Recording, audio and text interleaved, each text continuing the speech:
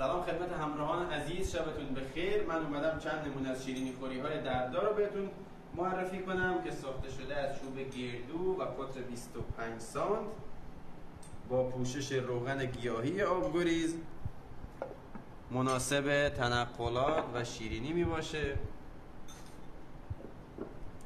این نمونه کار رو که درست کردیم ساخته شده از چوب زیبای راش که تب رنگی روشنتری داره نسبت به چوب گردو. قطر 20 سانت چوب گردو یکی از پرفروشترین محصولمون.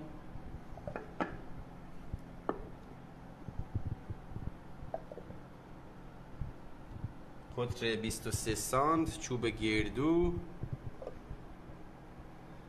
خدمت شما عزیزان.